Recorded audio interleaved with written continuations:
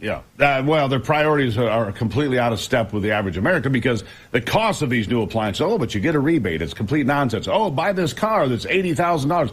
Most Americans right now can't buy a used car because of the inflation created by the massive amounts of reckless spending. Now, I want to turn our sights a little bit to the war in Israel, as Israel is entering the new phase here, being warned by Iran not to get involved. Look, nobody here wants to see an expansion of this war. But if Iran comes in and Hezbollah, basically under the direction of Iran, starts attacking from the north, we're in a tough position here.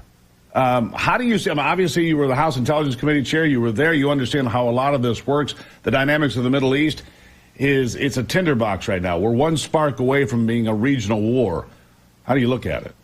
Yeah, unfortunately, I think that's true. So Iran has about 4 different proxies in Iraq. They have the Houthis in Yemen.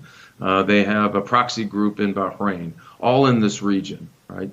And they have, of course, Hamas, the Islamic Jihad in Gaza.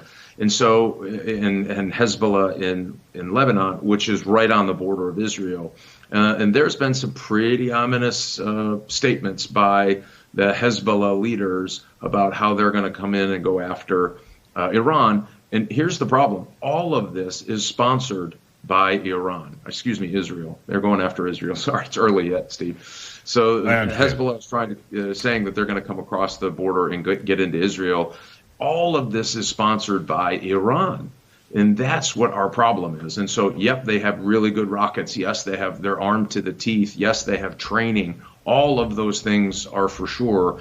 And if we see that external group come in, Hezbollah coming across the border in Israel, that's why our carrier groups are there. Remember, one carrier group says, hey, we're serious, we can blow some things up. 2 carrier groups says, hey, we can sustain an air campaign for some length of time, so don't do it. Don't cross that border.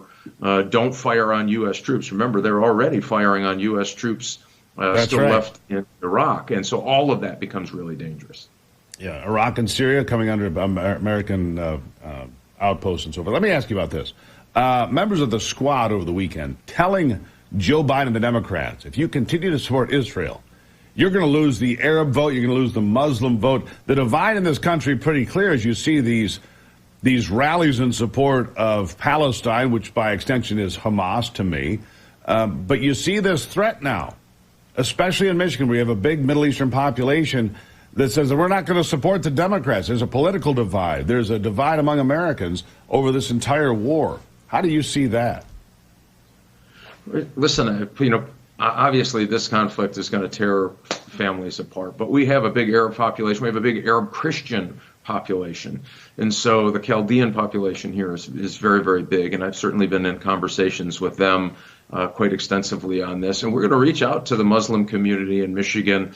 Remember, they have the ability to live in a neighborhood where you can have Jews and Muslims, you can have Shias and Sunnis, you can have Buddhists, all on the same Christians in the same neighborhood. And that is not something we want to trade in for anger and hate that's happening with a terrorist group called Hamas. We shouldn't let them upend our ability here in the United States to have this kind of a life. Because we accept all religions and all faiths here. And so I think this is an opportunity for Republicans to finally at least get a dialogue with Muslim Americans they want to be entrepreneurs. They came here to flee oppression of some sort, including the ability to practice their religion the way they want to practice their religion. And so freedom of religion, cultural issues, things like that. I think we have a real opportunity to have a conversation with Muslim Americans and get them to vote Republican.